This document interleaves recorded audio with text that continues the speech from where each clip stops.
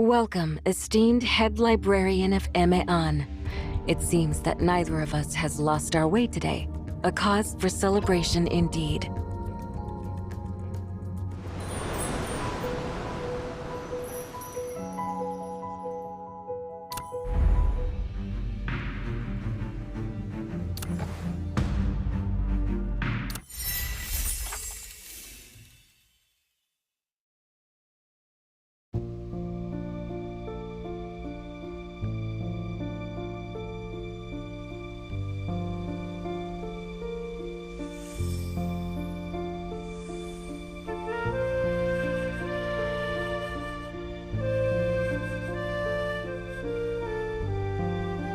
Naruto's. Your hands are trembling.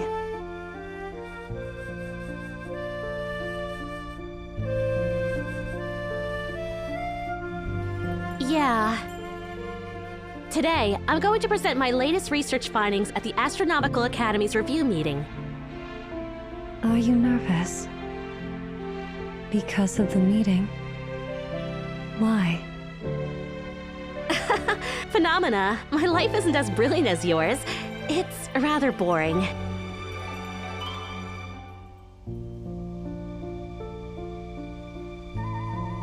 In my world, I have to deal with many things that bring nervousness, fear, and discomfort, all to earn something called money.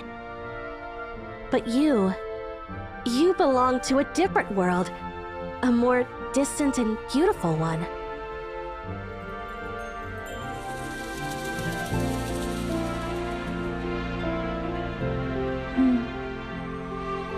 I don't understand what you mean. But I want to help you.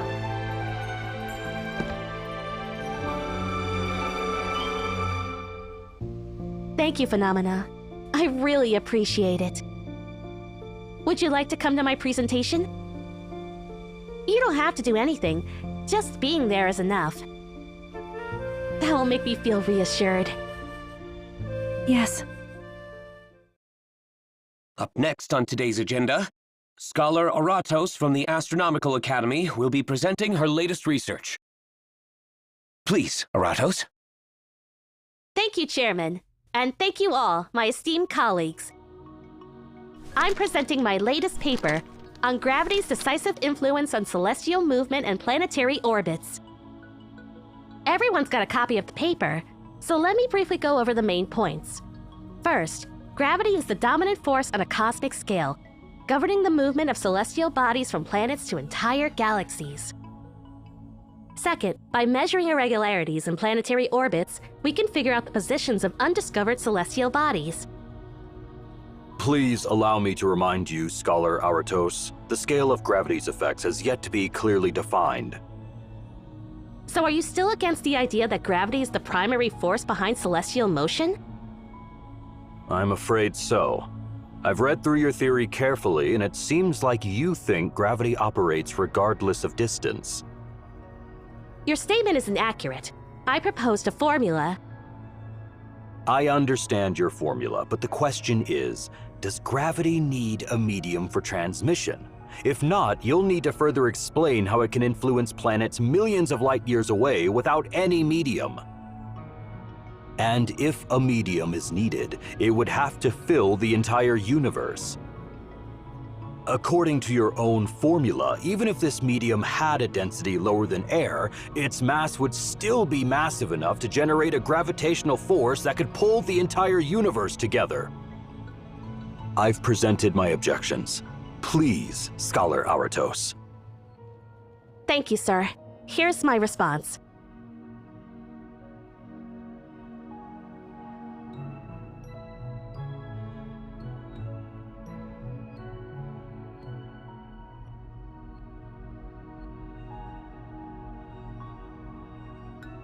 Sorry, Phenomena. Just a bit longer. It's almost over. Scholar Aratos, the cornerstone of science is falsifiability. Theories that cannot be falsified should be left to the theologians. Your theory doesn't even meet this basic requirement. It doesn't make any specific predictions at all. You might have built a beautiful house, but it's empty. My apologies, but at present, I indeed can't offer a falsifiable or verifiable prediction based on my gravitational theory. But I will continue my efforts, and I'm sure soon...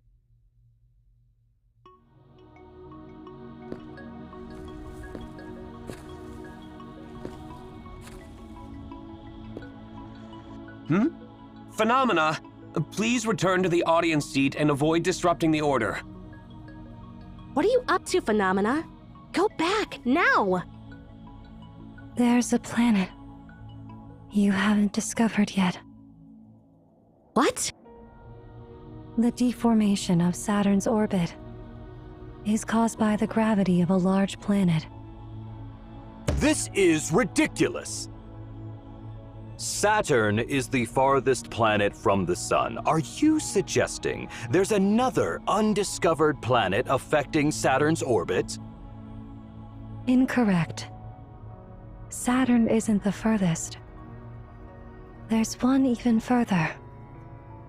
Thank you for backing me up, Phenomena. But the Society only accepts solid research papers. Wait. She seems confident. Let her finish. Chalk. Blackboard. I need them. Chairman, this outsider is disrupting the review process. I request... Give her what she needs. All our procedures aim to explore the truth. If she's wrong, it's just another fallacy. But if she's right, we can't afford to overlook the truth. Even you can't explain the deformation of Saturn's orbit, can you? That's... true. All right. Chalk and blackboard are ready. Now, please share your theory, Phenomena.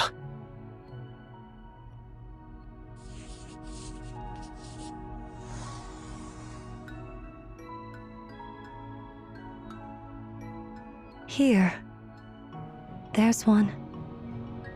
It has 14 times Earth's mass. With an orbital radius 19 times the Earth's. How can you be so sure?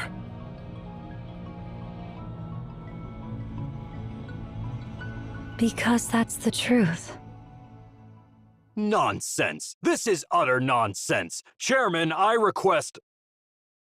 Sir, doesn't this theory perfectly fulfill your requirement of falsifiability? Moreover, Chairman, Phenomena has provided precise data. Considering her unique status, we should notify the observatory to verify her prediction. Agreed. I'll notify the observatory after the meeting.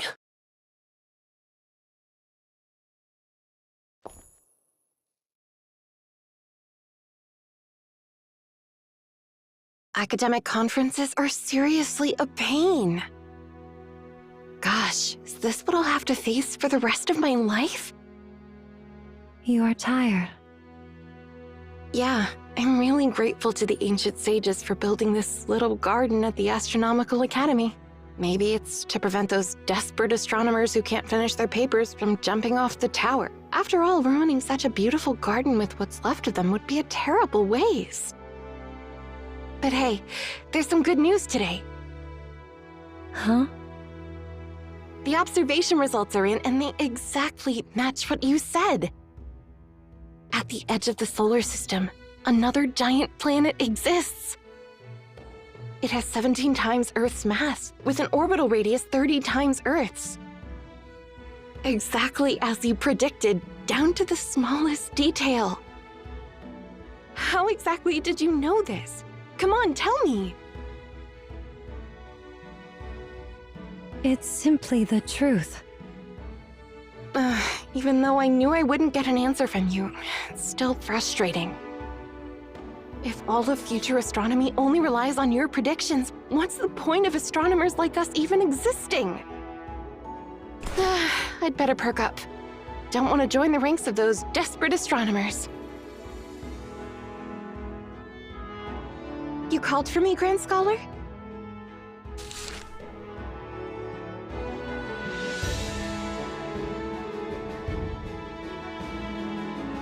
I believe you're well aware of Phenomena's predictions. The Astronomical Academy has submitted the names for the new planets to our academic peers. The review will convene soon.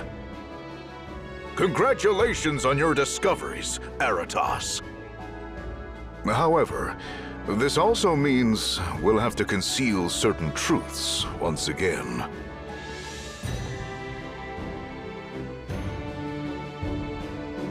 This has moved beyond just an academic issue. It cannot be resolved within the Academy. Do you understand, Scholar Aratos?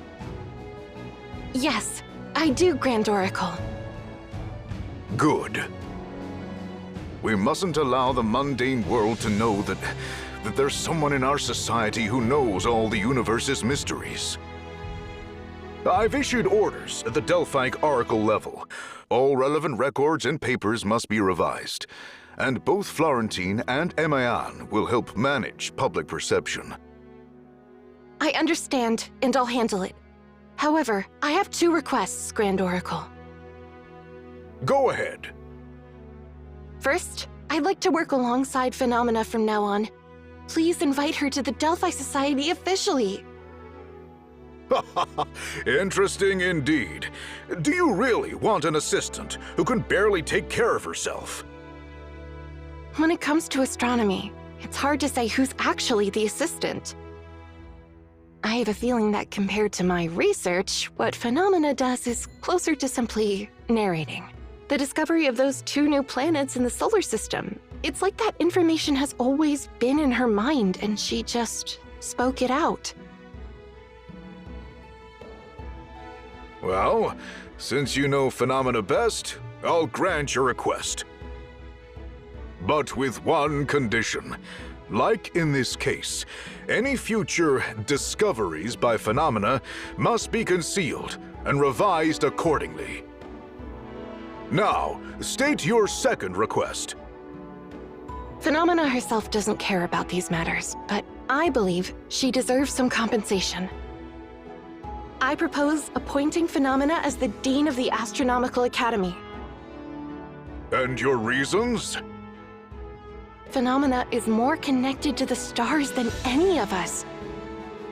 In the presence of a living star, what qualifications do humans have to claim the title Dean of the Astronomical Academy?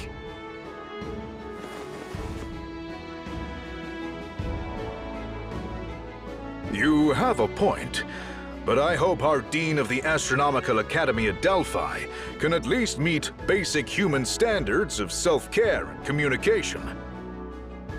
Chewing on planetary models like candies during academic seminars simply won't cut it. You'll need to give her more lessons on human customs, Scholar Aratos. All right, I'll take that as a yes. Talking sense into Phenomena might take a long time, but once it's done, remember the promise you made today.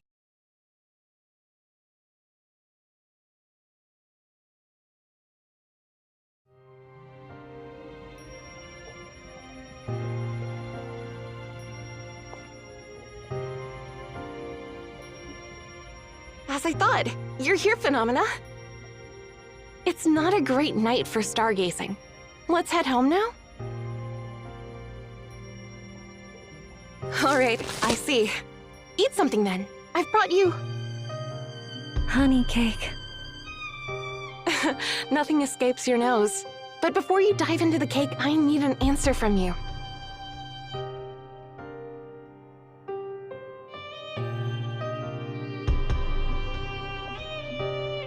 How did you know there was a planet there? Because that's what it told me.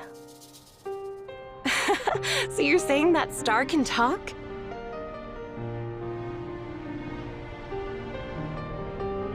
No, it can't talk yet.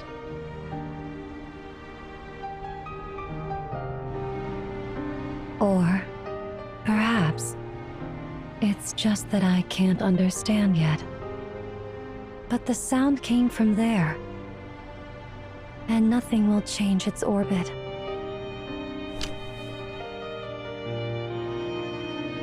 So, is there any sound from the stars that you do understand?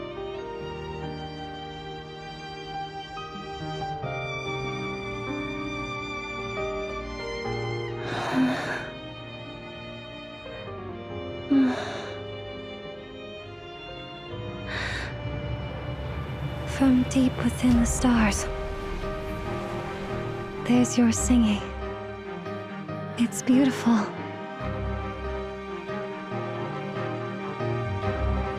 You always say the silliest things. I'm right here, not up in the stars. So, can I have it now? The honey cake. Yeah, sure, my little star.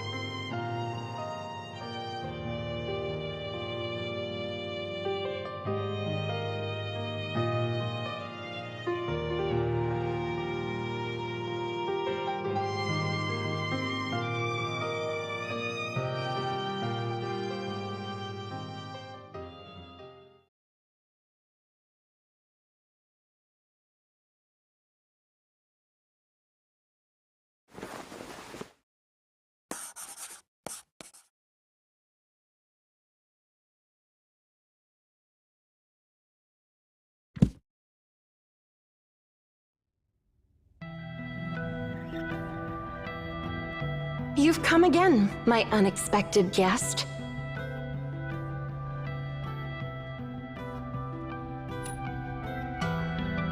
Now you're asking me a question. How extraordinary.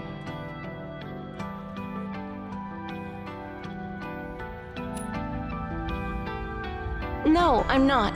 Yet, I am. I'm merely the lingering resonance after a melody. A ripple carrying information. Besides phenomena, no one else can hear my voice, but you seem to be an exception.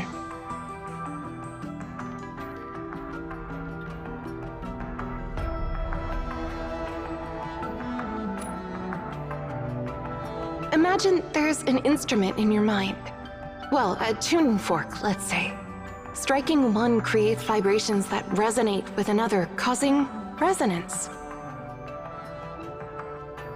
Well, stop with the questions. After all, I'm merely an echo without true self-awareness. Let me do what I do best. Would you like to hear me sing?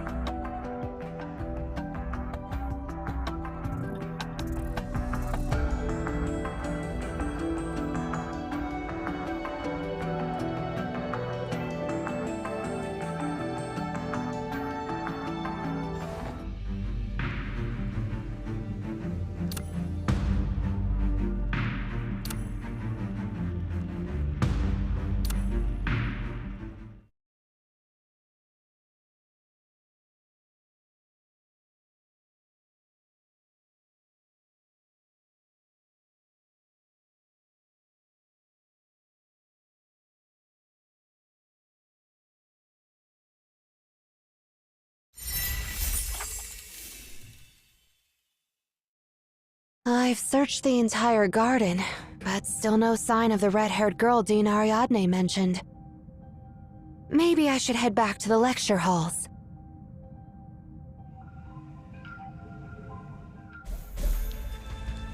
Several celestial projections have appeared. Looks like I need to guide them all to their respective points to fix the gravitational field. Let's keep calm and deal with them one by one.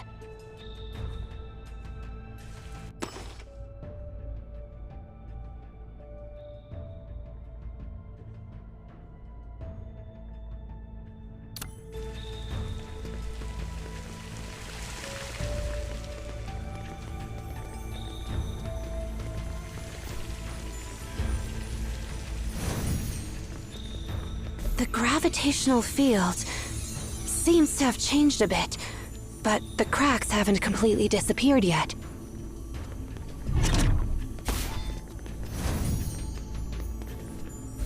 Good. The force field is gone. Let's proceed this way.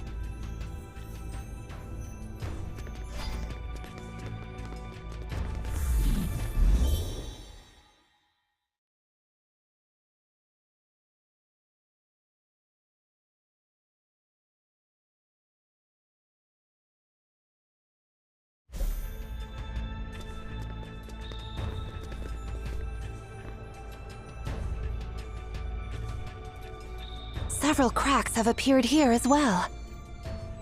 It seems the gravitational field becomes more chaotic as I get closer to the lecture halls. Perhaps I'm getting near my target. Well, no point thinking about it now. Let's handle the immediate trouble first.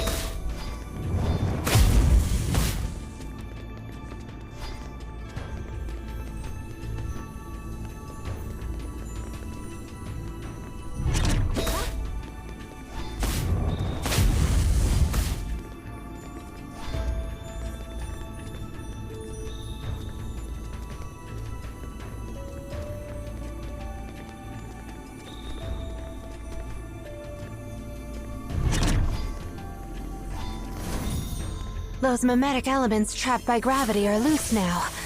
Well, let's deal with them swiftly.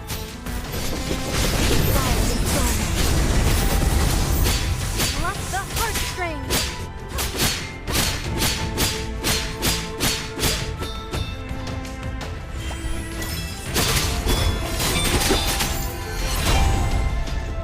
No room for error. Footprints leading to the lecture theater. Someone's been here.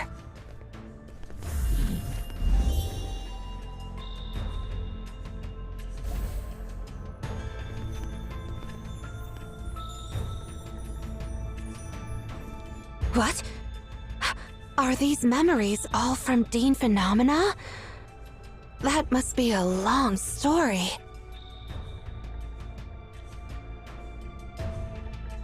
Let's see. Earth, Sun, Moon. What's going on? Why is the Sun orbiting around the Earth? Even a Philosophy Academy student would spot that mistake. Looks like I have to correct these orbits myself.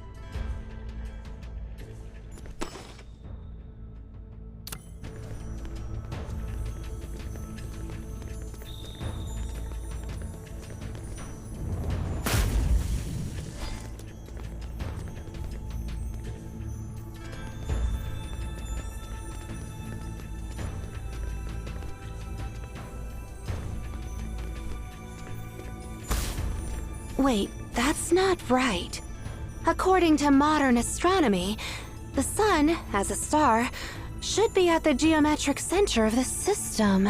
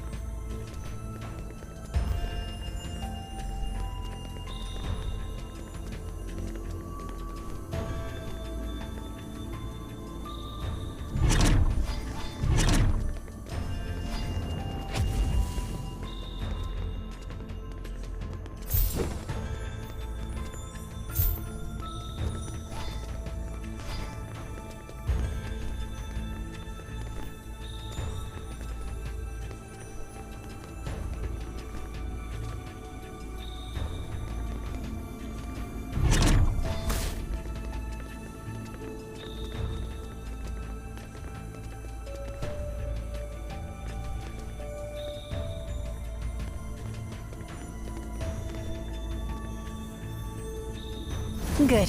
Now let's guide the next projection into its proper place.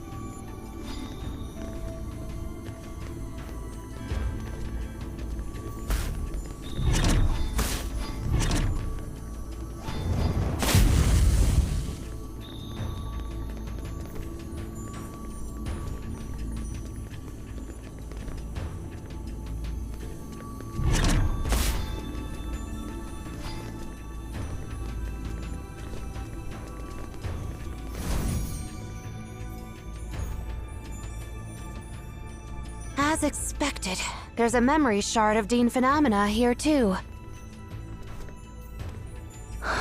Model. Phenomena? Who told you to arrange it this way? No one. That's strange. Are they studying the Sun-Earth motion? These projections of the Sun and Earth, the venue resembling celestial orbits, and these memories. I get it now. This is how heliocentrism was discovered. Alright, even foolishness has limits. Even if I don't know exactly when Neptune and Uranus were found, I'm certain about one thing. Heliocentrism was discovered at least 600 years ago. Professor Aratos couldn't possibly have lived that long. Even if Professor Aratos had a lifespan as wondrous as Dean Phenomena's, it's impossible for her to age backward from a mature adult when discovering heliocentrism to a young woman in her 20s when discovering Uranus and Neptune. The timeline is all reversed. Unless Aratos isn't just one person. Wait, the Grand Oracle said Aratos of this generation isn't ready yet. Could it be?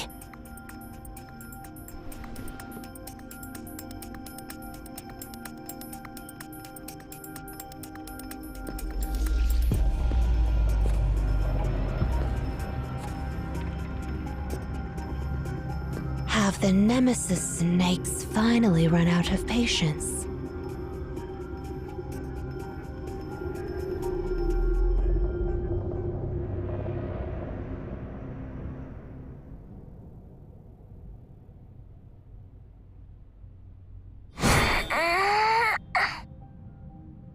Don't move. Your name, your role, and your reason for stalking me. You have 10 seconds. Wait, red hair. Could it be that you're the one Dean Ariadne mentioned? No, I can't let my guard down. Your name, your role, and your reason for staying inside this academy at this moment. You have 10 seconds. I need to confirm your identity.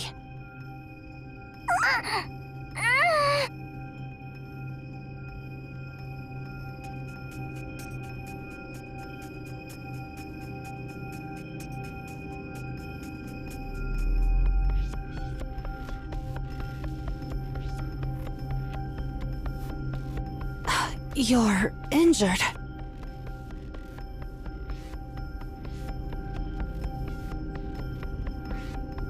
Then answer me by nodding or shaking your head.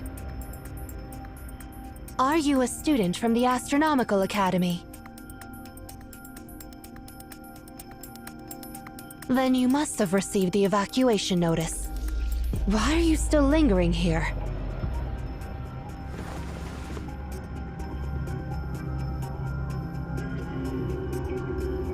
You want to go to the observatory? No way, it's too dangerous there. Whatever you've left there isn't worth taking the risk.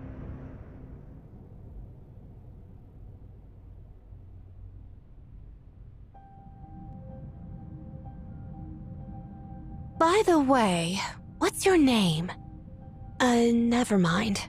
I forgot you can't speak. Dean Ariadne sent me to find you. She said once I found you, I'd know what to do next. Given the situation, I can't leave an injured student in a place this dangerous. I must bring you back to the ground immediately for medical attention.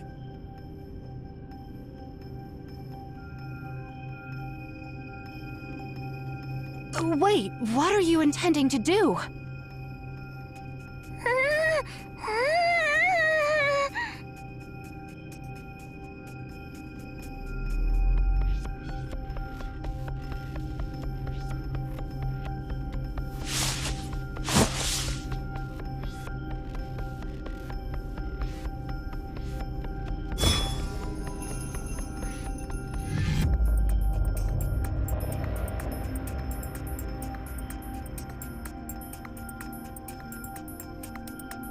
My name is Eratos.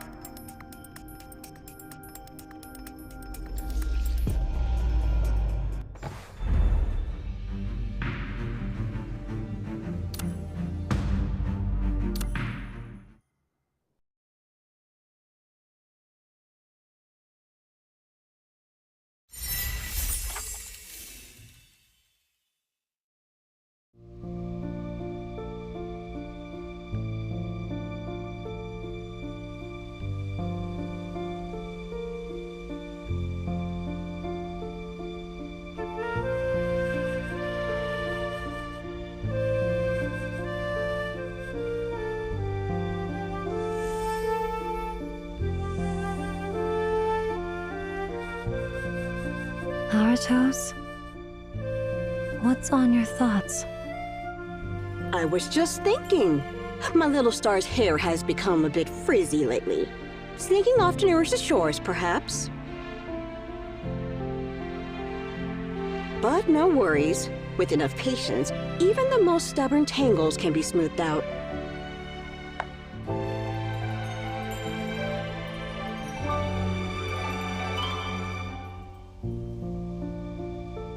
Despite the chaos, I can shape this beautiful universe into a perfectly graceful circle. If only planetary orbits could be as simple and elegant as your hair. How wonderful could that be?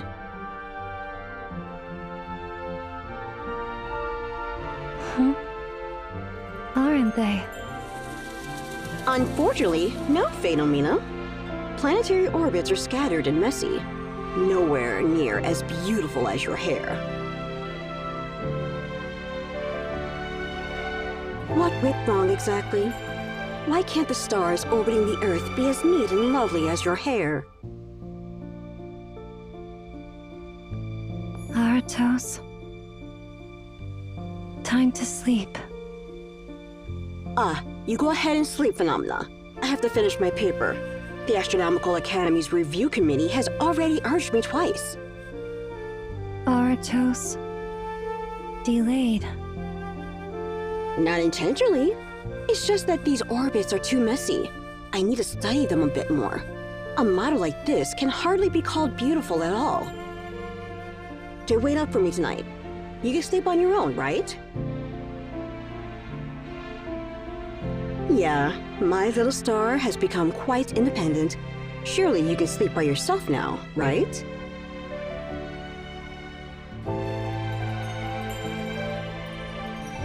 Eratos? Huh? Eratos?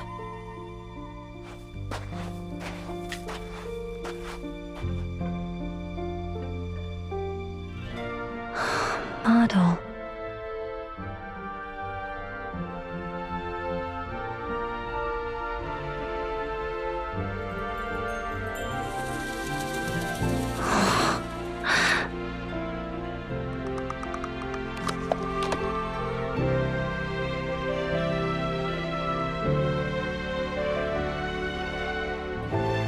Phenomena? You still awake? Huh?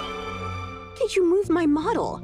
You naughty girl. These aren't toys, they're for my new thesis.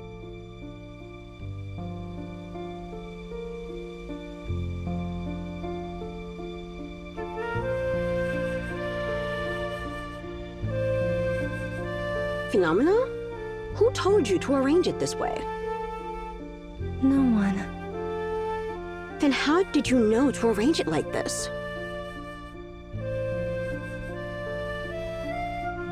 Because that's how it is.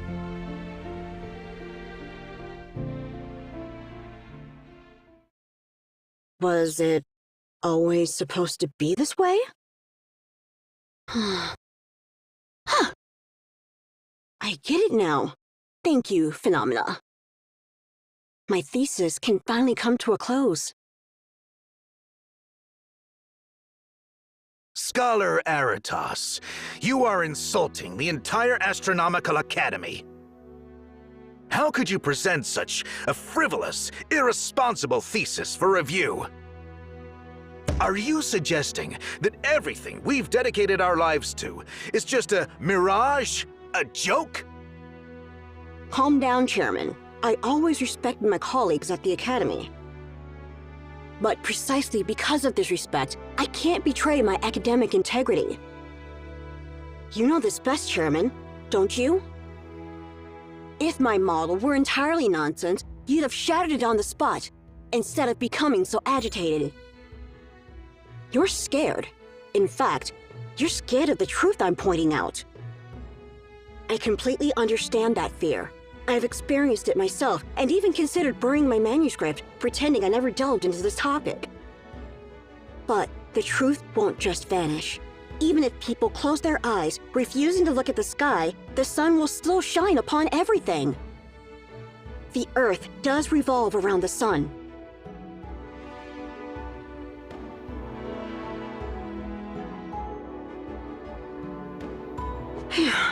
What a headache. That paper certainly caused a lot of trouble. The situation has escalated to the Academy Nation level. The Grand Scholar himself will oversee my review next month. I might have to face the entire academic community this time. Who would have guessed that at my age, I'd still be building demonstration models myself, like a student. Aratos? Oh, it's you, Phenomena. Were you looking for me? Dinner. For you, Aratos.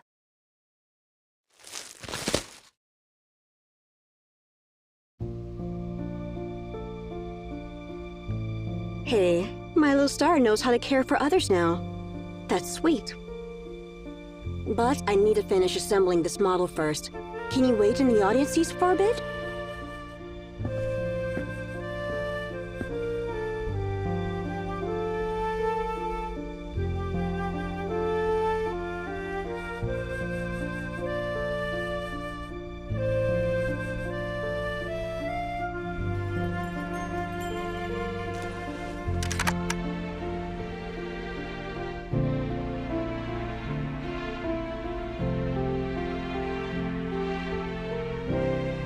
Phenomena!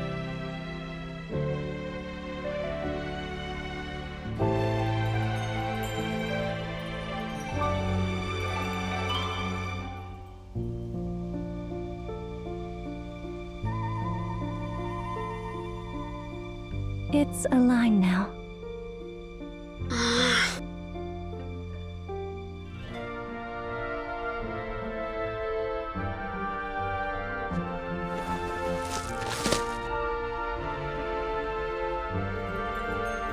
I've told you so many times not to show your ability outside.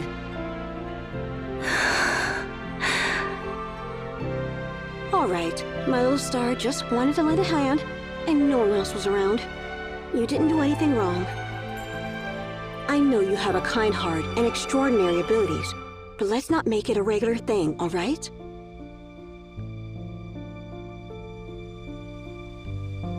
All right, my little star. Help me with one more thing, then.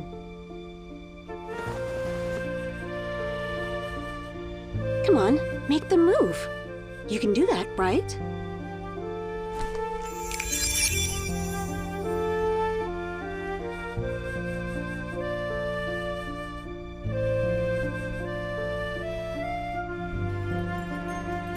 Phenomena.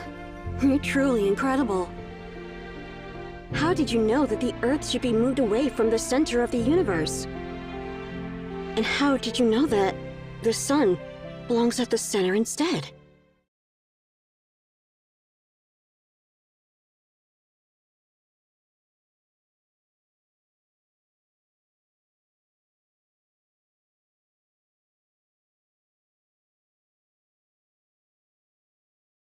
The review is over. The Grand Scholar himself came to me, telling me to keep everything a secret. He said that it would take humanity generations to accept the idea that the Earth is in motion. I suppose so.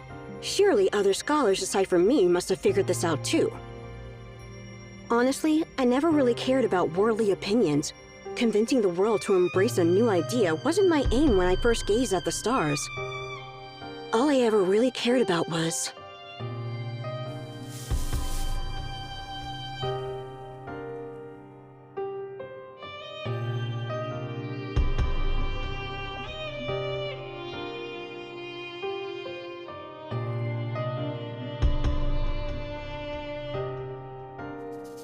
I've been sorting through my old diaries.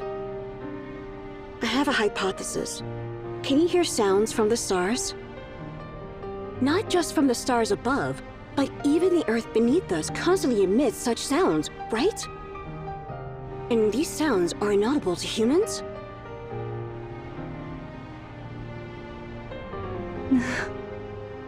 The noise. It's noisy.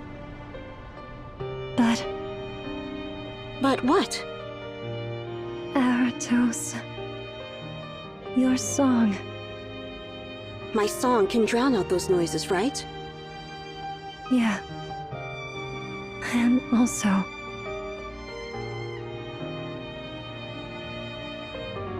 song. Very faint. But Aratos can make it louder. Then I can fall asleep. You mean deep within the stars there's a song distinct from the noise, and my singing can amplify that song? What you're describing sounds pretty much like acoustic resonance. Could it be the melody of the lullaby resonates with that specific song? Oh, no wonder you're so fond of tuning forks. It's because of this, right?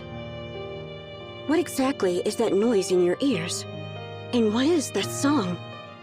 How truly intriguing.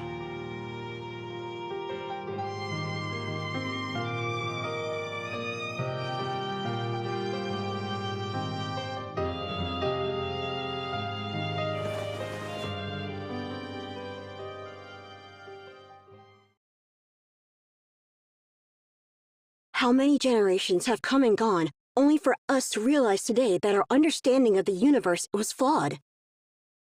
And how much longer will it take to find your homeworld, to truly understand what you are? When will I finally be able to give you a peaceful, uninterrupted sleep? My dear, and my poor little star. You're here again, my uninvited guest. By now, you must have noticed.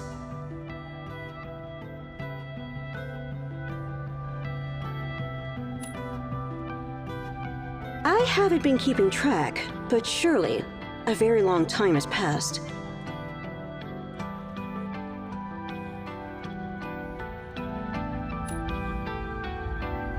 I can't answer any more of your questions, I'm afraid. I don't have much time left. You've been listening to my songs for such a long, long time. May I ask you a small favor?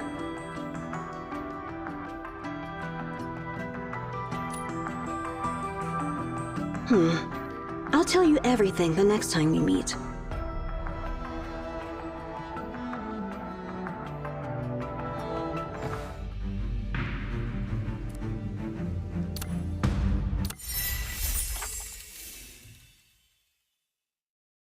Got it.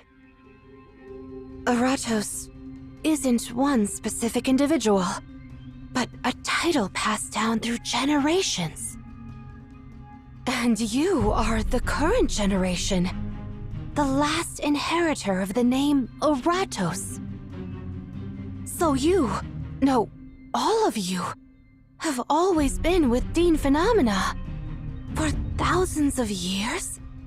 Who exactly is she? Thousands of years ago, a star landed in the Near East Sea. For reasons unknown, it took human form and stepped onto the shore.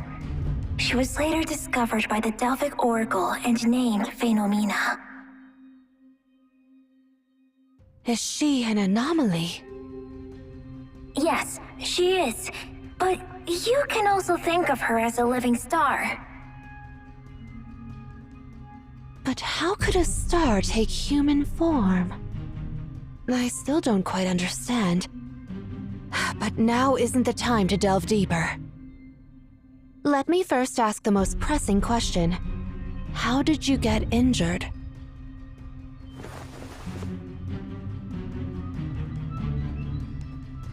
After the previous Eratos passed away, I was supposed to take over her responsibilities, continuing to accompany Phenomena. After the funeral, I was on my way to meet Phenomena when I was attacked. When I regained consciousness, I was already here, with the Astronomical Academy in the sky. And then I met you. Actually, Dean Phenomena is currently missing. I've seen some memories she left behind in those energy projections. After the funeral, someone approached her from behind. That person was probably the last one she saw before disappearing. I suspect it could be someone from Nemesis. And if that's the case, the one who attacked you might be the same person. Do you remember anything about the attacker? Or have any idea who could be behind all this? I'm sorry, I can't recall clearly.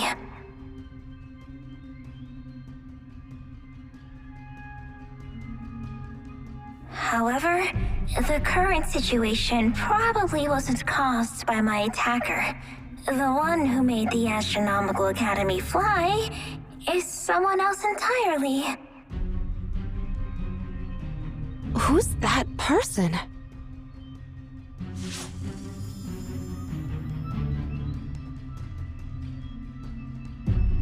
It's Phenomena. How is this possible? This is her academy, after all. Only she possesses such power. I'm sorry, I don't have time to explain in detail, but please trust me. She's not doing this on purpose. She must be out of control now. We need to find a way to calm her down. Calm her down? But how can one calm down a star? The lullaby. Eratos' lullaby. Every Eratos throughout the generations has sung this lullaby to soothe Phenomena. Every Eratos has used this lullaby to comfort Phenomena. It's been passed down through generations. But your voice now... As you can see, I believe the attacker destroyed my voice precisely to prevent us from calming Phenomena. But there is another way.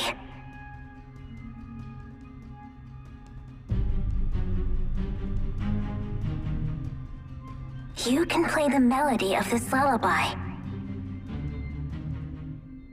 Recreate those melodies and notes with your strings.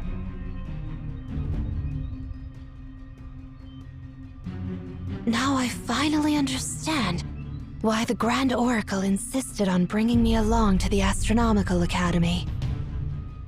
But this song... I'll need to figure out how to play it for you first. I can't reproduce this melody right now. No need. Along the way, the energy overflowing from Dean Phenomena left behind numerous fragments of her memories. I think I might be able to piece together the melody of that song from the memories I saw. But let me be clear. My professors always say my music is more like mathematics than art. I'm not sure if it'll work. But we don't have any other options. Let's head to the observatory. Phenomena must be there. I can feel it.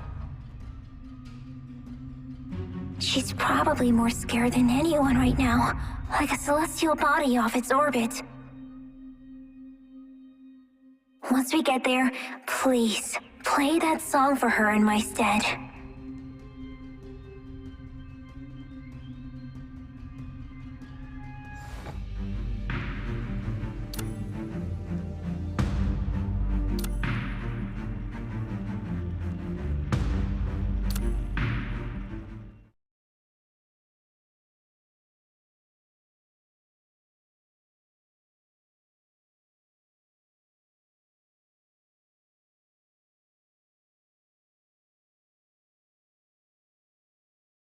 These white flowers. We're back where I first arrived. This is where I was attacked on my way here. The attacker might still be lurking nearby. We'll have to be extra careful from here on. The white dwarf is still there. It was through this celestial projection that the Grand Oracle and I saw the memories from Aratos' funeral. Who did Dean Phenomena see at the end? And what did that person do to her? Could that person have also attacked her? Just like they did to you? No, I don't think anyone could physically harm Phenomena. But I honestly don't know what she went through. There's nothing like this recorded by any Eratos before me. The white dwarf. The remains of a dead star. The funeral. And Aratos. When I saw those projections, one question kept haunting me. Why did Dean Phenomena seem so indifferent to the death of the previous Professor Aratos? I don't know. In fact, no Eratos across generations could possibly answer your question. We simply follow the procedure. Each time an Eratos dies, the next takes on the name.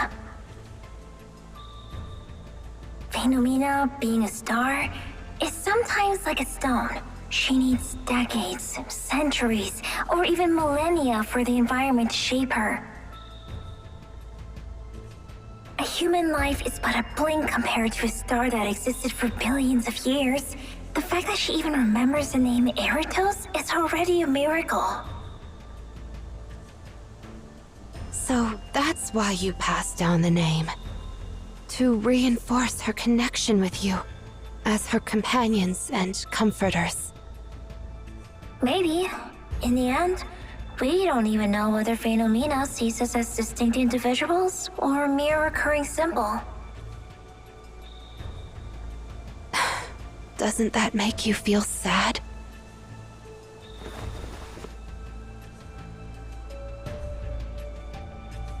Eratos does feel sad, but there's nothing we can do about it. Let's move on. Phenomena is still waiting for us.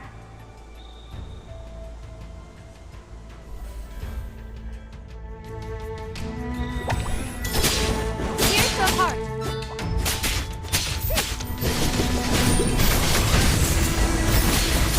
No room for error.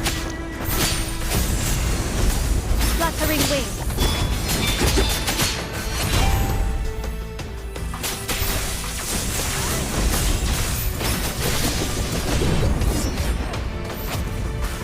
Onto. End it all.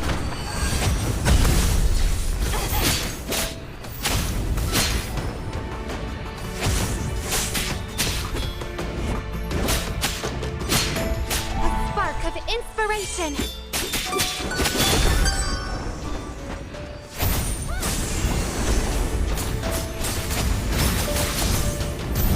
Blooming from the flames. In the name of Florence.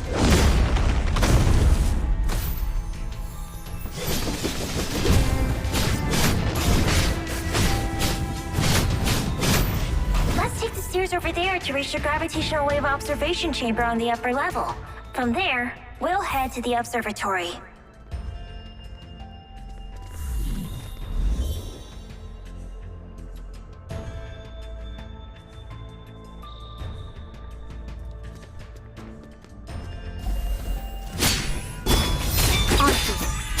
it all!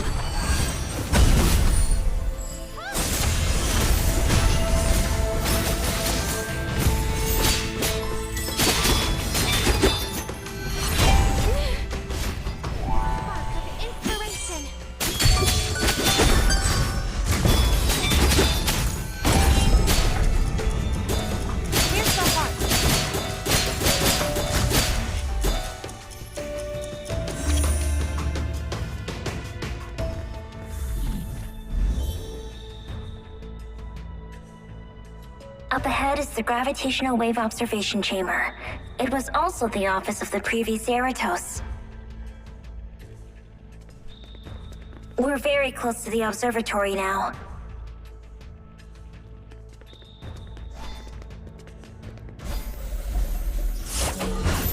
Blooming from the flames.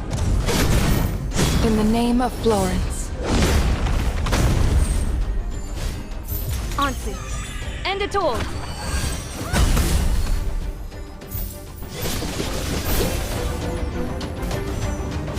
A spark of inspiration!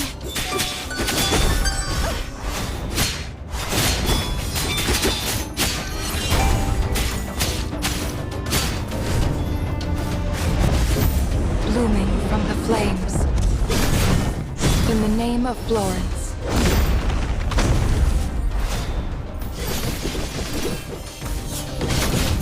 Ansu, end it all!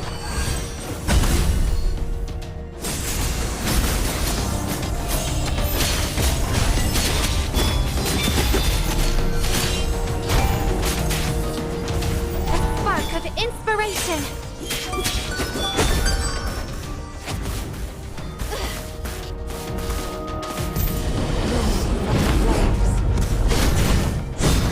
Of Florence. Ansu, end it all!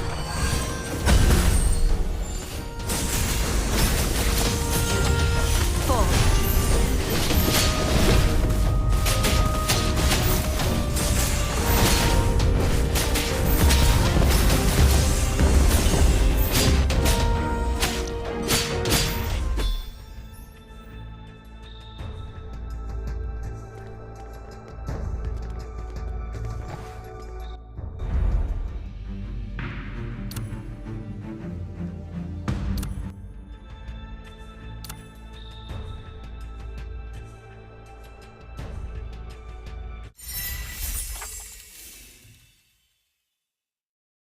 This is the Gravitational Wave Observation Chamber, the office where the previous Eratos worked.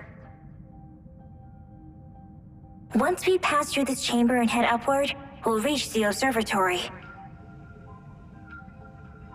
By the way, what exactly is this chamber? I'm a bit curious. See that machine there?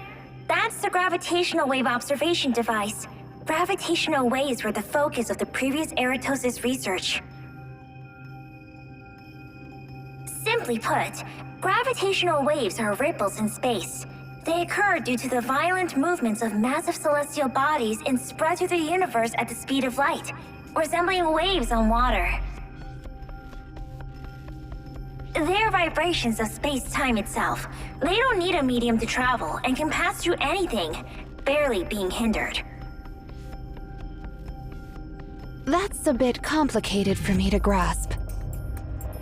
Phenomena has always been haunted by a kind of noise that rings in her ears, keeping her from finding peace. It's been like this ever since she fell to Earth. For millennia, every Eratos had been trying to find a way to silence that noise once and for all. The previous Eratos suspected it might be related to gravitational waves, which led to her research. Then, did the previous Professor Eratos reach a conclusion? I'm not sure. I never received her manuscript. It seems she handed it directly to Phenomena. Technically, she should have passed that manuscript to me. Honestly, I struggle to understand her thoughts at times. Odd, right? I mean, I'm the Eratos too. Manuscript? That rings a bell. In the projection of the White Dwarf, I saw Dean Phenomena holding Professor Aratos' leather notebook. Could it be that Dean Phenomena found something in it?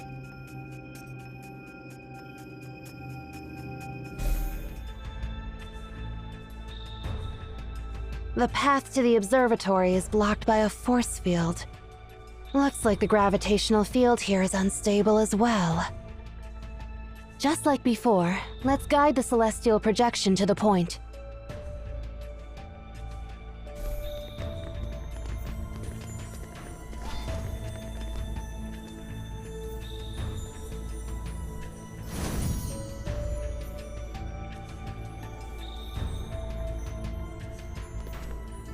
Delphi Gravitational Wave Observatory, now officially operational.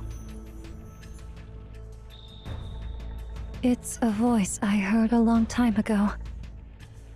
Are you talking about gravitational waves? Are you saying gravitational waves sound beautiful? All right, let's have Dean Phenomena step down now. She has other things on her schedule, and I'll be answering your questions from here. This looks like the ribbon-cutting ceremony of the Astronomical Academy's Gravitational Wave Observatory, right? I was invited too, but I was studying abroad in Xi'an at the time. That's right. The host was my mentor, the previous Eratos. At that time, Phenomena wasn't showing any signs of unusual behavior. These memories aren't complete. Maybe there's something hidden within them, but we haven't noticed that. Let's find the other celestial projections and piece together what happened in this place.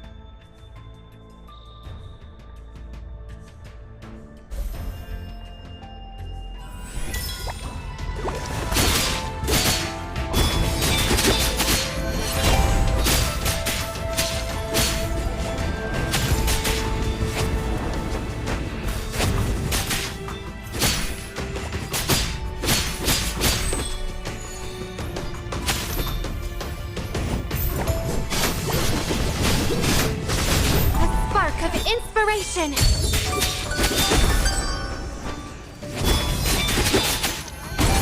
Here's the heart. Here's the heart. Here's the heart. Here's the heart. No room for error.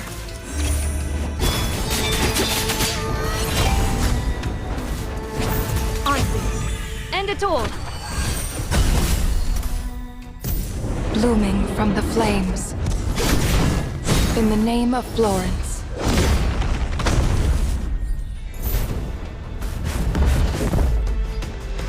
A spark of inspiration!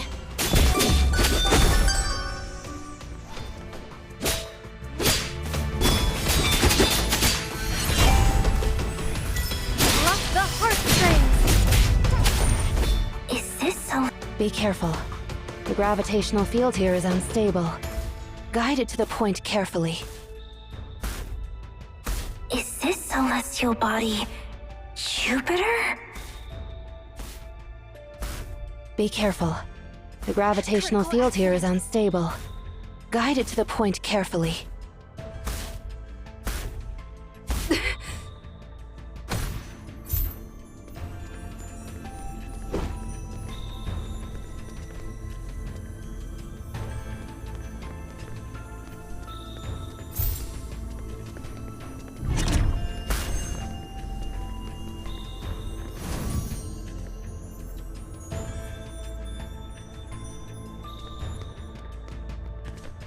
Yeah, I've aged.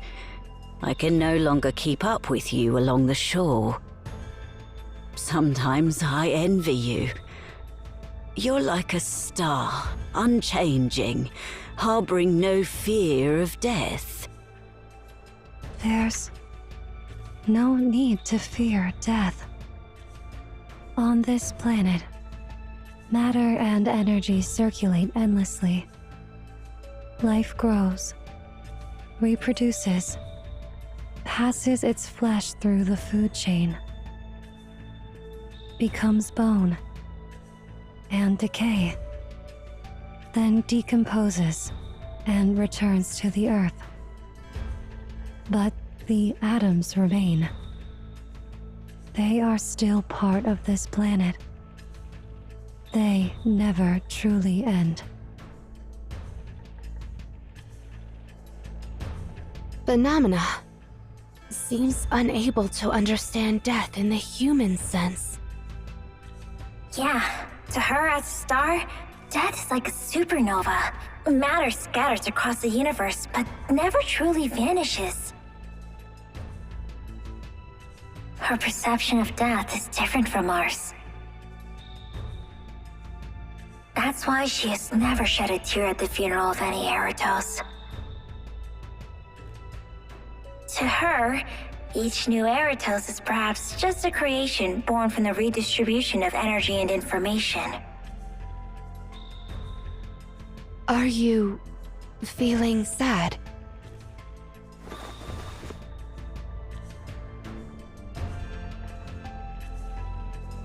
Are you okay? We could take a short break if you need, though honestly speaking, it might be best if we don't. Who knows how long the Grand Oracle can wait for us? The Labyrinth of Reverie could descend at any moment. I doubt that would be any better than the Astronomical Academy floating off into space. You really have a unique way of speaking. Thank you for your concern, but it's not necessary. Phenomena is still waiting for me. I must return to her side right away.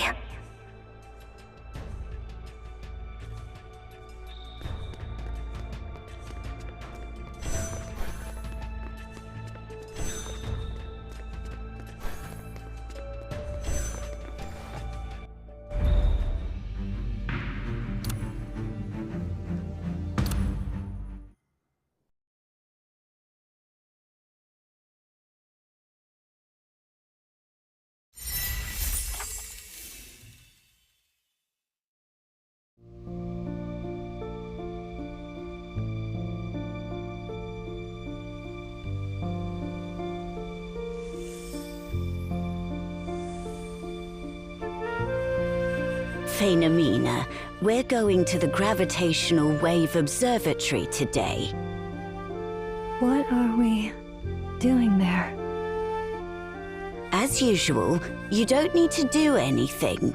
Just be there.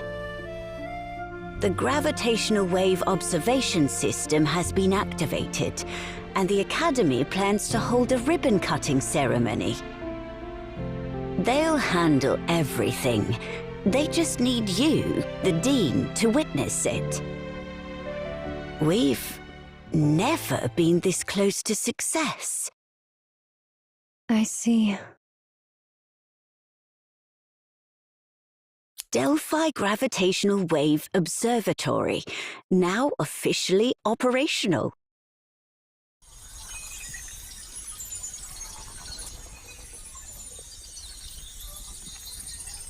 Professor Aratus! Oh, Dean Phenomena's prediction was completely accurate! Most of it is interference. Only a small portion is actual gravitational wave signals. Our primary task is to distinguish real signals from the background noise. Aratos? Our instruments are highly sensitive. The sampling frequency is... Aratos. Hold on a sec, Phenomena. I'm still explaining things to our students. Records DE7453 to DE9268 are gravitational wave signals from a black hole. Professor Aratos, could you briefly explain to us what all this data means? Because they are. Well, our Dean has a rather uncanny academic intuition. Let's double-check her prediction. Extract the records Dean Philomena mentioned, and compare the waveforms. Professor Aratus! Oh, Dean Phenomena's prediction was completely accurate! It sounds beautiful. I like it. It feels familiar. Excuse me, Dean Phenomena? I didn't quite understand what you meant. It's a voice I heard a long time ago. Are you talking about gravitational waves? Are you saying gravitational waves sound beautiful?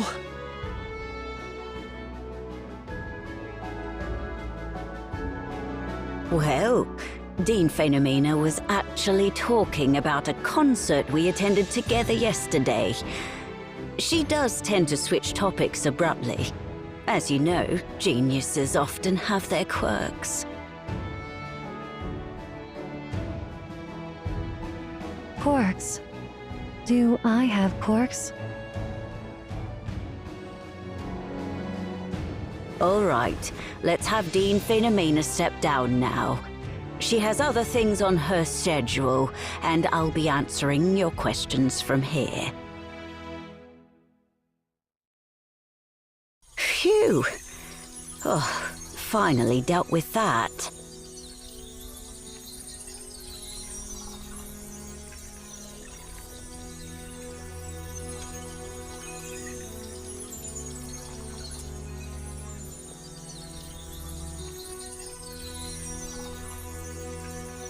Gravitational waves are a form of sound to Philomena? Wait, this matches the content in the diary. I hope this isn't just a coincidence. If gravitational waves are sound to her, then perhaps the only wave from deep space that is not noise to her, and the song. Maybe I should conduct a study based on this hypothesis. But of course, I mustn't share this with the Society. Aratos. What are we doing today? Today? Well, nothing. Just rest. Rest? I'm getting on in years, Philomena. I don't have the energy I used to. Getting on in years. Yeah, I've aged. I can no longer keep up with you along the shore. My fingers can no longer weave those delicate garlands for you. Even singing a song leaves me breathless these days. Sometimes I envy you. You're like a star, unchanging, harboring no fear of death. There's no need to fear death. Oh, why's that?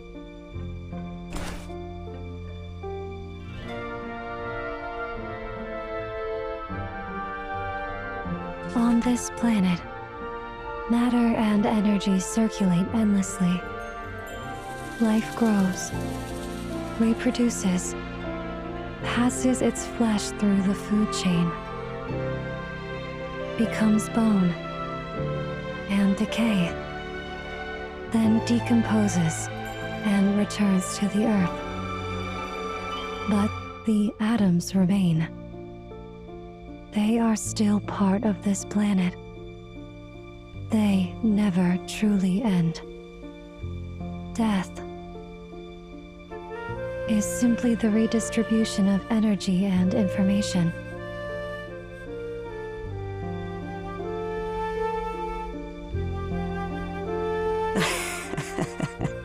My little star, you never fail to surprise me. Yeah. Death is just the redistribution of energy and information.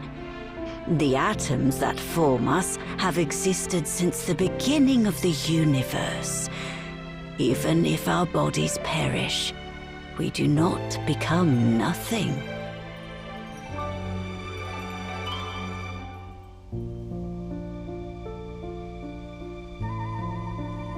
Read me something else, will you, Philomena? Aratos, you used to be the one reading to me.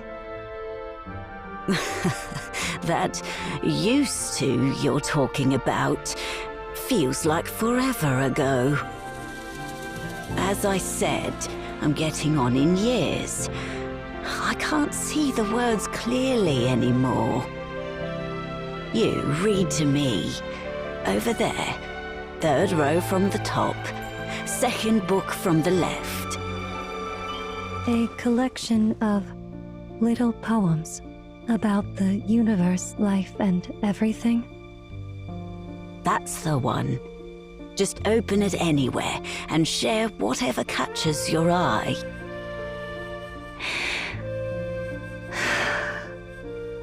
All right. Death is nothing to us. For that which has been dissolved into its elements experiences no sensations. And that which has no sensations is nothing to us. It's not about the length of life, but how you live it. Aratos, what are you writing? Ah, you got me. It's nothing. Just an old woman jotting down some trivial moments from her life. Carry on with the reading. All right. Parting isn't really that scary.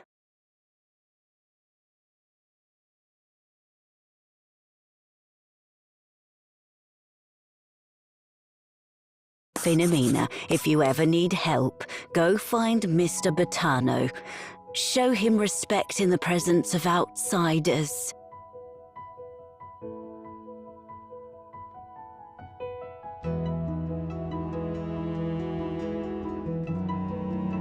You and I are both children of the stars.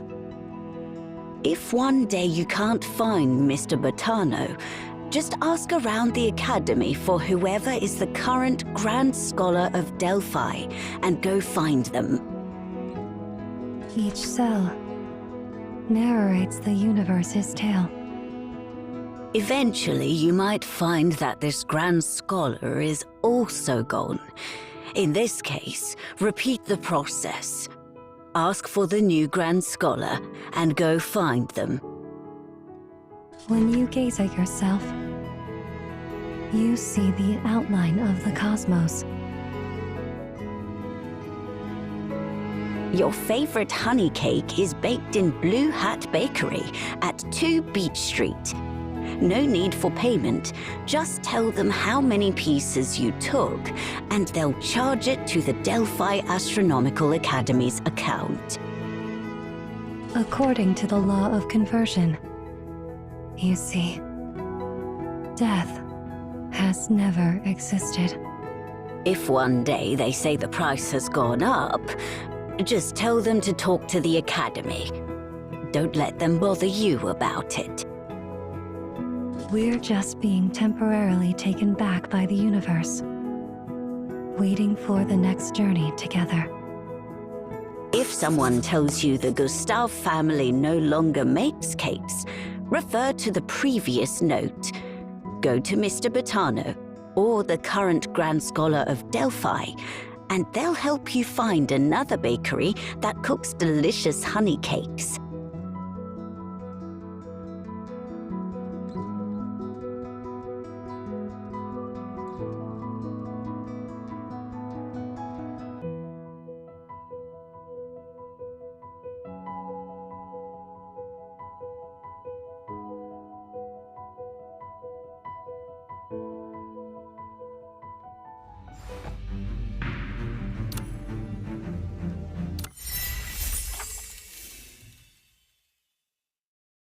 I am Aratos, a professor of astronomy, serving Delphi Academy Nation and the Delphic Oracle. Here, I record the final, and perhaps greatest, research of my life. It was initiated by Aratos, but it did not begin with me. Ever since the star named Phänomena fell into the Nereus Sea thousands of years ago, every Aratos has pondered, where did she come from? Here are the conclusions from us, all generations of Aratos. Phänomena is adult. She can't explain where she's from or even form proper sentences. How can we expect someone with a smaller vocabulary than mine to detail her beginnings? The only evidence we can rely on is the starlight scattered in her hair. She probably came from somewhere as far as the stars. But even if she's from the heavens, that doesn't give her the right to raid my honey stash under the bed. Bad star! That was a whole season's worth of honey! And she ate it all! Not a drop left for me. Phänomena has been on Earth for centuries. Compared to earlier records, her language skills have improved significantly. However, her fragmented words still offer no clues to her origin. I once tried to divine her origin by studying the angle and density of the starlight falling from her hair. But even the most skilled diviners came up with nonsense. Inside a raven's egg, on the ocean 3,000 sky days away, or within the shadow of a lunar eclipse. Well, it seems the gods never intended to reveal the answer in my lifetime. Well, next time I'll try divining what Phänomena fancies more. Me or the honey cakes I bring her. These are turbulent times. In the west, Japheth. In the south, Memphis. And in the east, Obed. Ambitious conquerors have emerged. The entire Philistine Sea is now aflame with war. The tiny Nereus Sea on its fringe is like a wash basin in a tempest, and Delphi is but a bubble atop that basin. The Delphic Oracle is struggling just to fend off threats. Even commoners like me have to undergo combat training every 3 days, always prepared to defend the city walls. The mystery of Phänomena left behind by my predecessors. I suppose it'll have to be passed on to those who come after us, in more peaceful times. By the way, as I write this, Phänomena is munching on the last honey cake pulled from the Grand Scholar's private stash. Crumbs everywhere. I envy her carefree spirit. Since the invention of the telescope, astronomy has become an entirely new science. Now we have more tools to investigate Phänomena's origins. Relying on ancient records, we've mapped out the rough trajectory of her descent into the Nereus Sea. If these records are accurate, her origin is not from any planet known to us. Based on orbital calculations, there are no major planets in that direction on the night she fell. So, could she have come from somewhere beyond? From among the countless stars? Physics has finally taken a monumental leap forward. Our understanding of the universe has entered an unprecedented realm. We now recognize that the world we live in is but a grain of sand in the Milky Way, and the Milky Way itself is but a grain of sand in the universe. Faced with such immense space and time, can we ever figure out the origin of the anomaly named Phänomena? I've decided to apply the latest biological methods to study Phänomena. Although she appears no different from a human, there must be components in her form that science deems non-human. Phänomena was cooperative, She plucked a strand of her hair, scraped off oral epithelial cells, and... well, I'll spare the details. I intended to discover what exactly her body is made of. However, the results shocked me. I've included a detailed report. This must not be made public, or else the hard-fought victory of evolution over theology may be overturned. Thousands of years have passed. Our predecessors have tried nearly every way to study Phänomena, and yet the mysteries surrounding her remain unsolved. Those who attempted to analyze her through physics and biology inspired me. Physics, at its core, delves into two things: matter and force. All life is essentially a mix of these two elements. The modern carbon-based biosphere we know is founded upon atoms, molecules, and electromagnetic forces. In this case, could Phänomena's differences from us humans lie on a deeper level? A level rooted in fundamental matter and force. There are four fundamental forces: the strong force, the weak force, the electromagnetic force, and gravity. All this time, we've assumed Phänomena came from a distant celestial body in the depths of space, but what if the hypothesis is flawed? What if she is a celestial body herself? Gravity stands as the primary force shaping celestial bodies and steering their movements. Those inexplicable results from Phänomena's biological sample analysis reports. If her body is formed through gravitational cohesion, then it might finally start to make sense. I need more experiments, better instruments, and most importantly, more funding. I'll have to come up with more convincing reasons to persuade the Grand Scholar to loosen that tight purse. Lately, I've been reorganizing everything we know about Phänomena. It seems the generations before me overlooked a crucial detail: the noise that troubles her. We've always treated it as a medical matter, as this frontier of research has long been led by the Delphi Medical Academy, and the previous Aratoses merely played the role of a family member of the patient. To this day, the Society's physicians believe it to be a unique form of tinnitus. Naturally, if someone constantly hears strange sounds wherever they go, tinnitus is the most logical suspicion.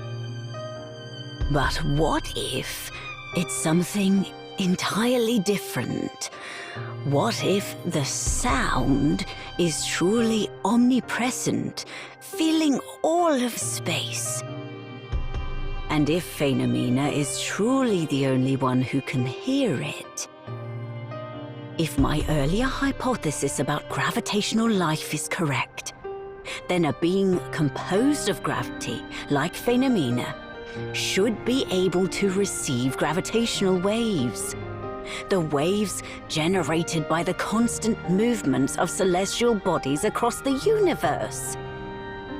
Oh, I must push the Academy Nation to construct a gravitational wave observatory as soon as possible. Another question. Why is it that the ancient song passed down through the Aratos lineage can drown out the noises in Phänomena's ears?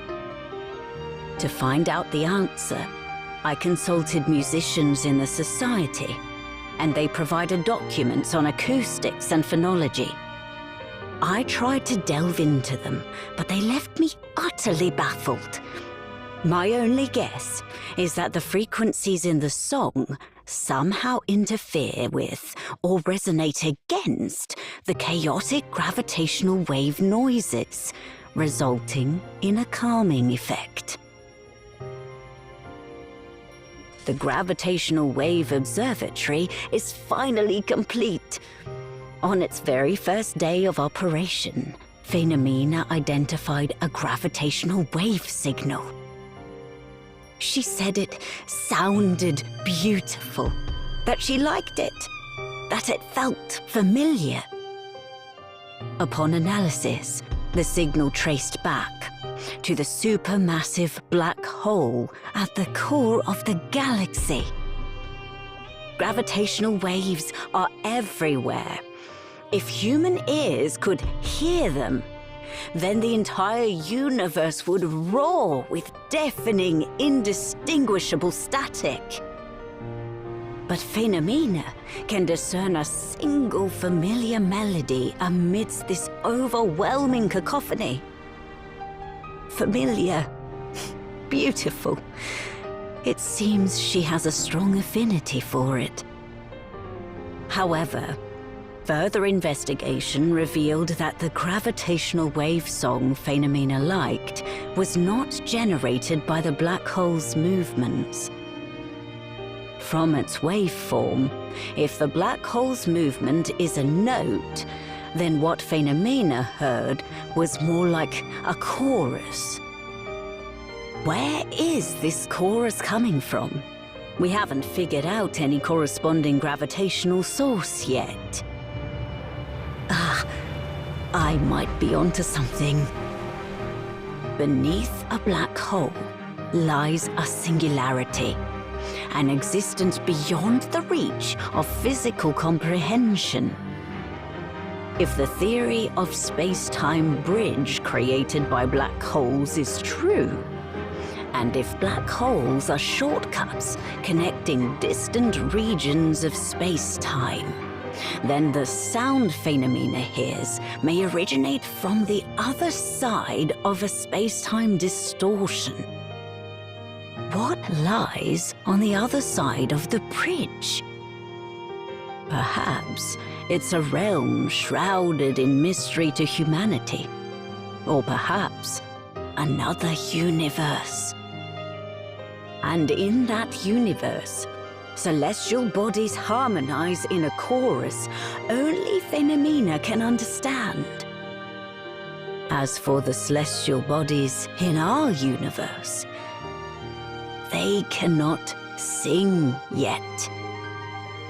It's like the contrast between the inorganic sound of ocean waves and the melodic song of a whale. Heavens, if that's true, what a wondrous sight it would be. A universe teeming with living celestial bodies. Could Phänomena have once been part of that realm?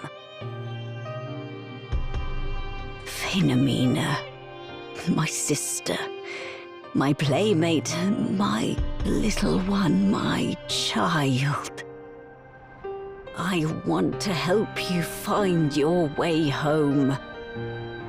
But Academy Nation has come to a conclusion that with humanity's current scientific capability and the pace at which technology is advancing, it would take at least another 6 centuries to sift through signals from the immense ocean of gravitational waves to find signals that match those from your home.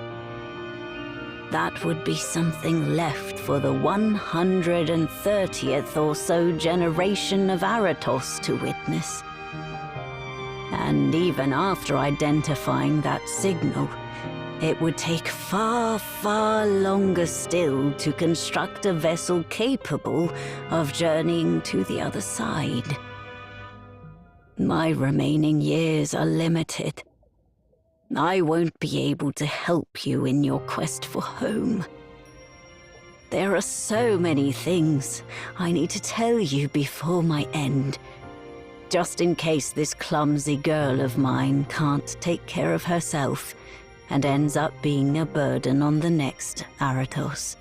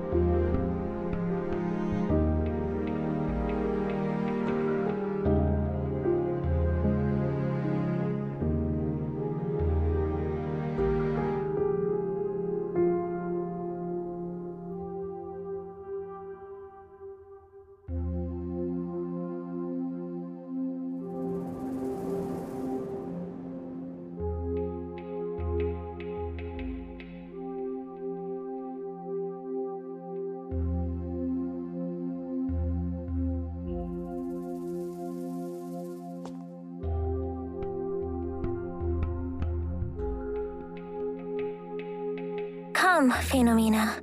Let me tell you what death truly is. Such is death. Starting today, no one will sing for you ever again. Not the stars above, nor the one lying still within this coffin. There is no home for you to return to anymore. No.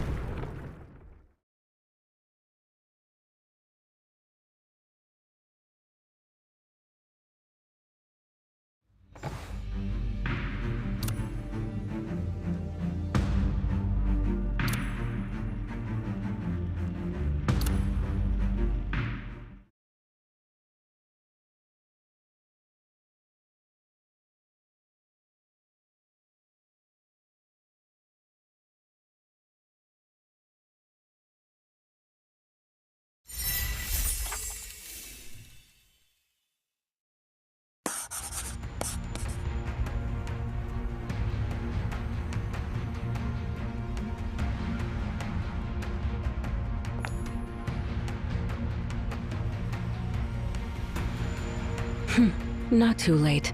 Glad you finally brought her here. I've got a general grasp of the situation. So, Aratos, you can't calm phenomena either, right? I'm afraid so. Phenomena's situation is unusual.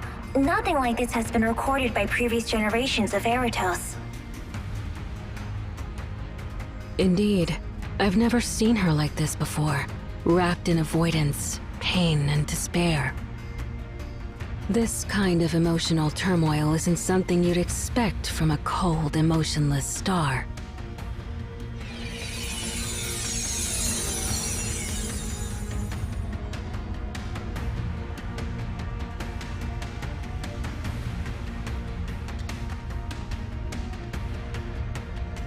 I tried using my golden threads to soothe Dean Phenomena's emotions, but it's only a temporary measure. Since Aratos can't speak now, we've lost our only method of soothing her.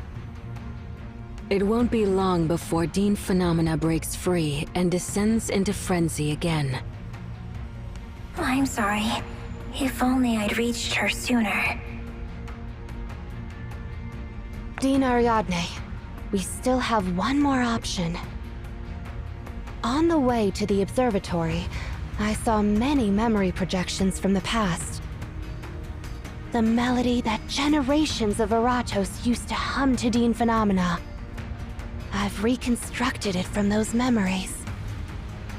The tune is not complicated. If I use Urania to perform it, I won't miss a single note.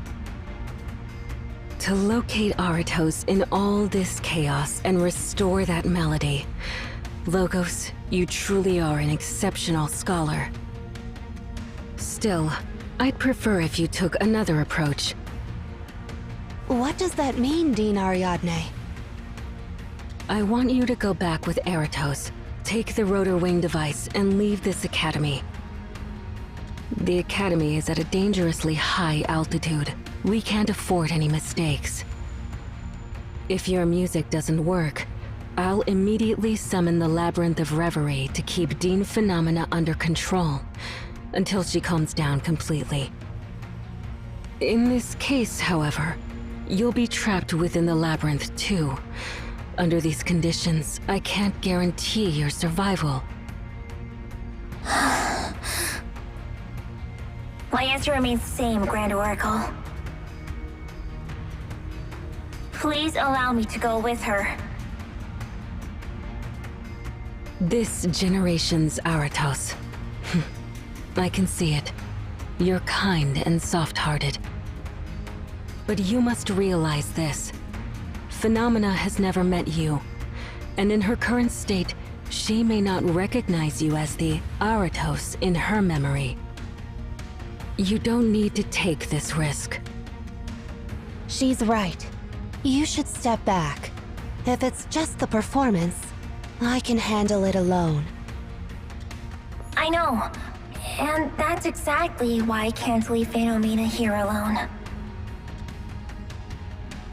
This lullaby is meant to help her drift off in peace.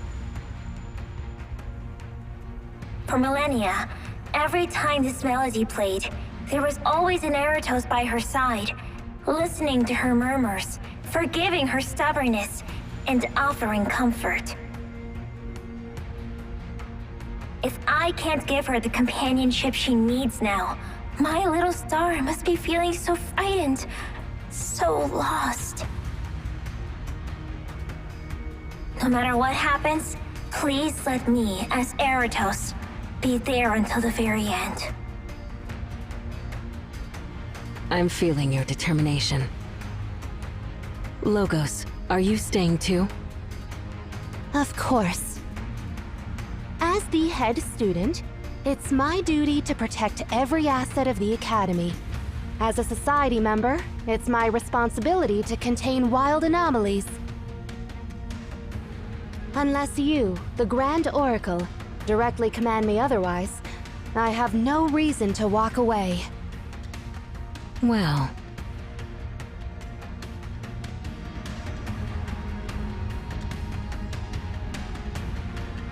In that case, I'll respect your decisions. Let's go. It's time to face the star.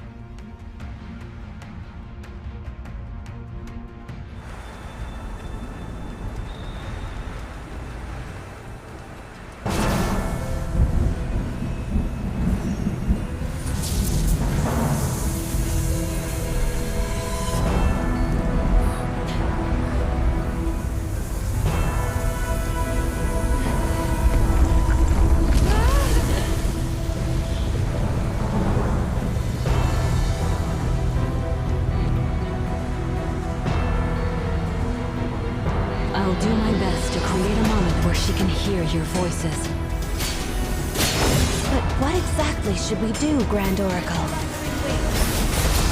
First, let's cool her down a bit physically. I could use a little warm-up myself.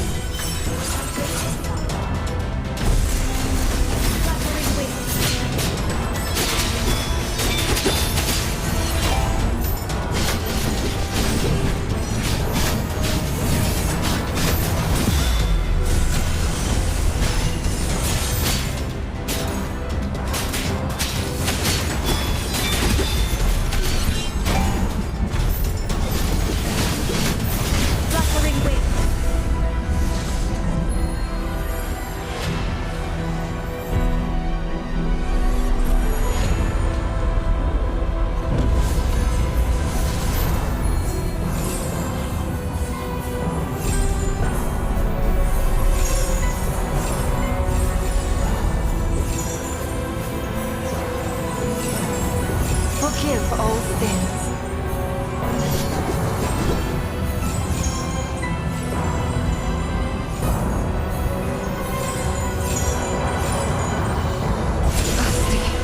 I'm fine.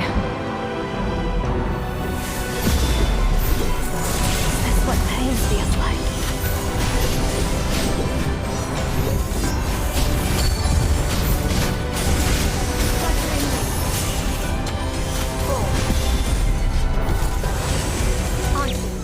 End it all. A spark of inspiration.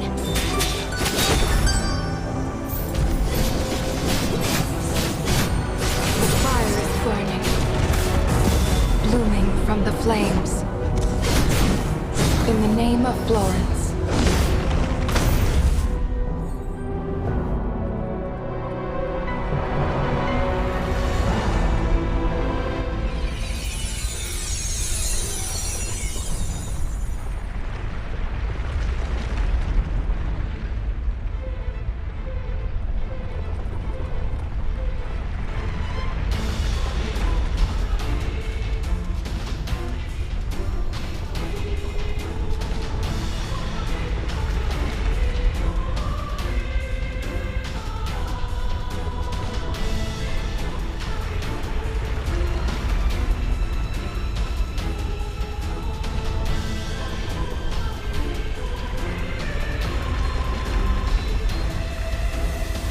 Just a fleeting rest with eyes closed. No deep dive. Alarm goes off in 100 milliseconds. Phew.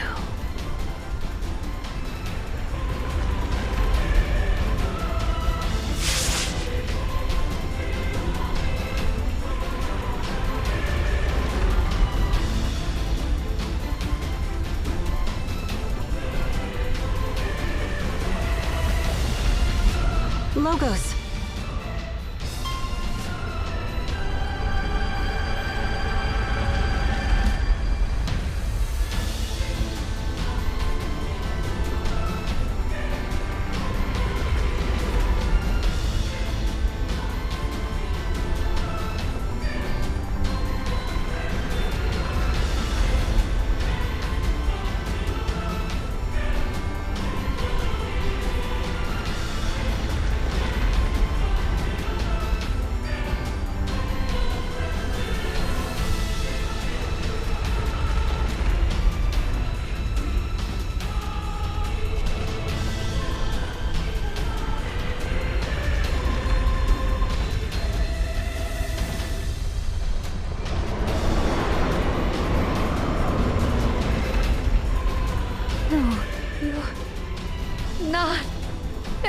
Aratos.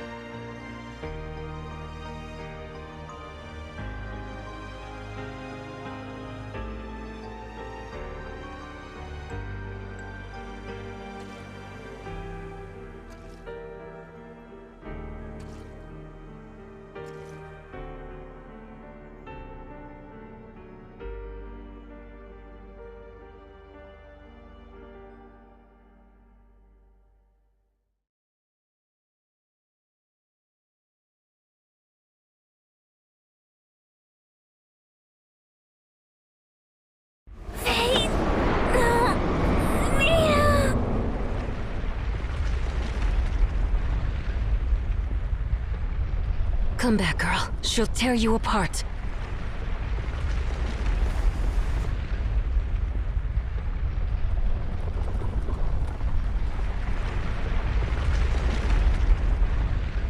I'm here. I'm right here for you.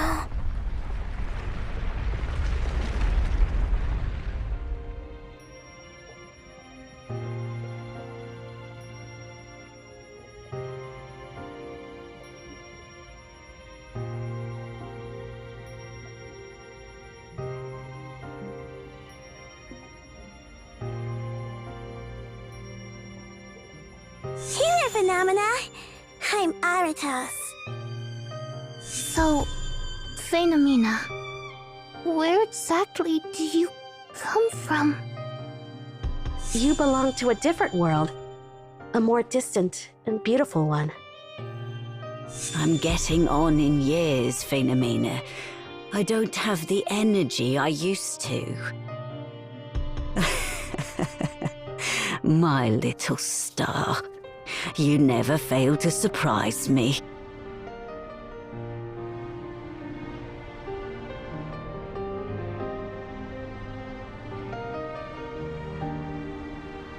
My most beloved sister. My most intimate playmate. My most adorable little one. My most cherished child. My most yearned for star.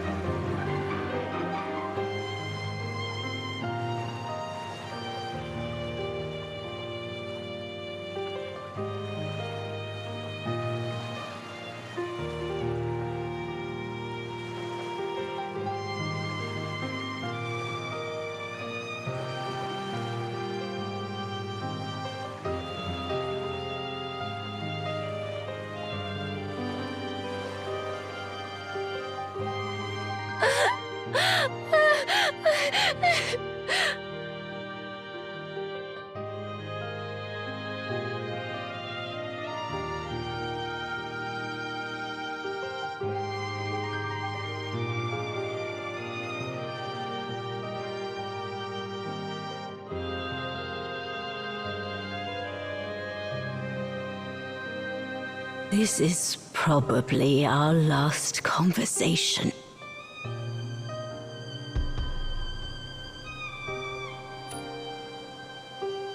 If I were to put it in the terms of your civilization, yes. Or you could call me by another name. The universe.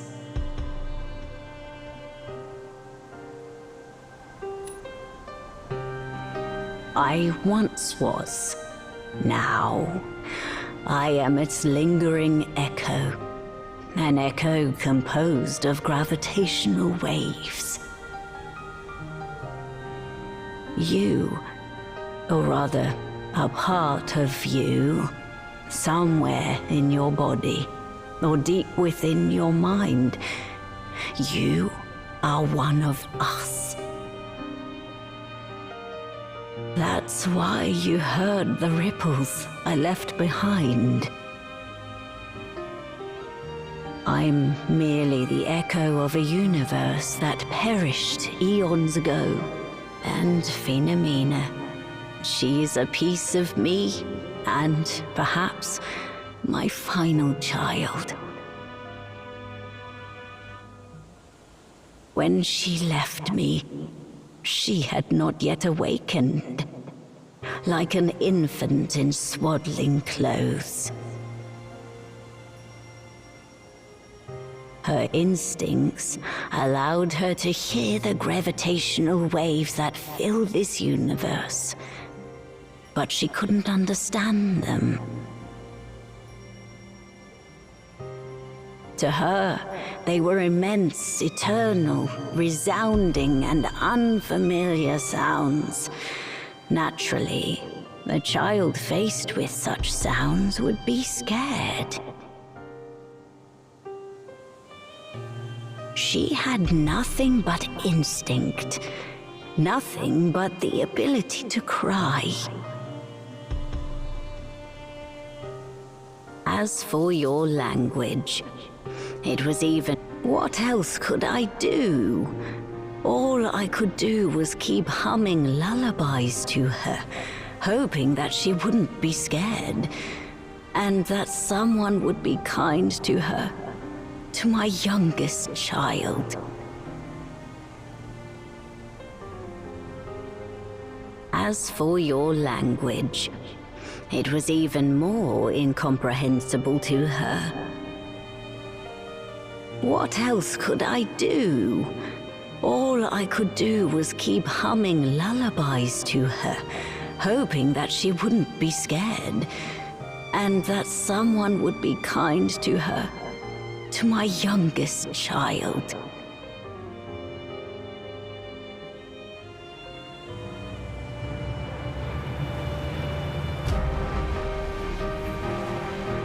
Thankfully, she recognized my voice, like a baby recognizes its mother's. But my voice was far too faint. She could only hear it when it resonated with the voices of other children. Now, I'm fading away.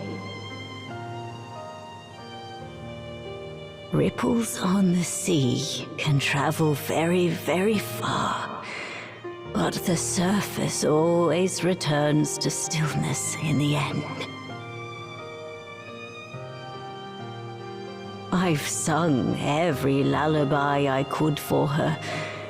Soon, even this final ripple I stirred in space-time will vanish, and every trace that I ever existed will be erased as well. I'm worried. Will she be able to face your universe on her own after my demise?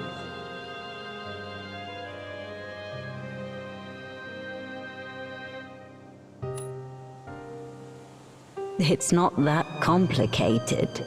It was never a specific melody. Those young ones thought it was a certain frequency in their lullabies that resonated with my voice, but it wasn't. As you see, young one, how could a human voice possibly resonate with gravitational waves? That was never what resonated. Go now. Sing to her in my place and tell her something for me.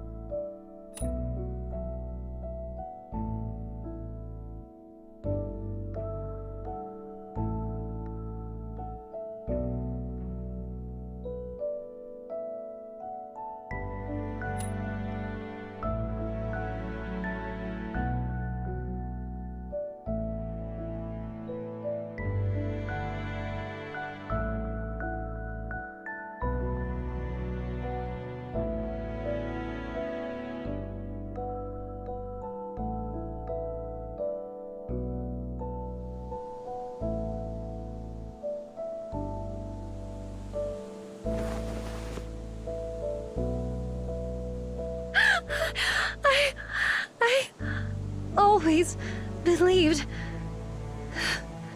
that whenever I turn around, she'll always be there by my side. Was I just too foolish? Only now do I realize nothing should ever be taken for granted.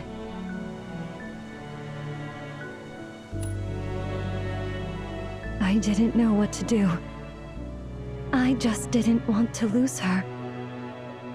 I wanted to hold on to her. But in the end, I couldn't hold on to anything.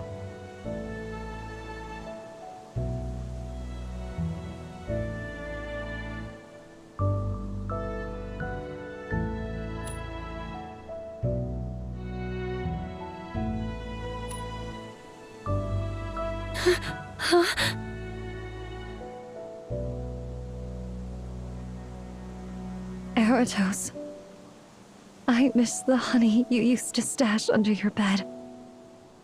I miss the hide-and-seek games we played.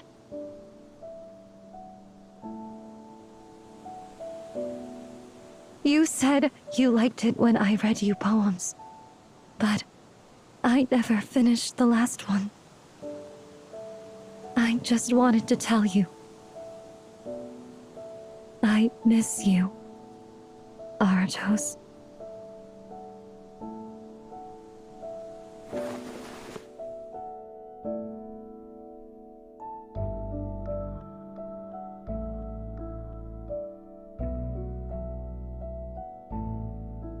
What's your name?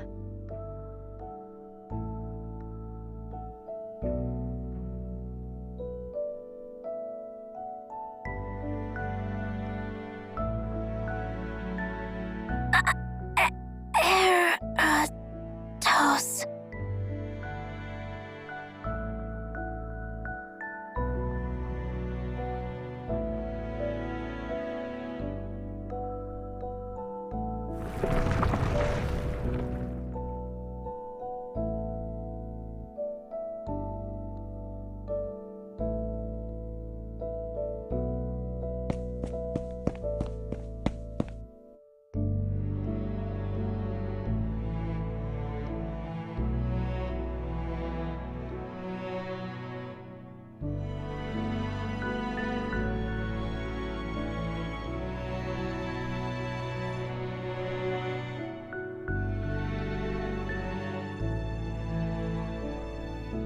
Logos, take Eratos to the medical academy for treatment. Make sure to get yourself checked too. Sure, but what about Dane phenomena?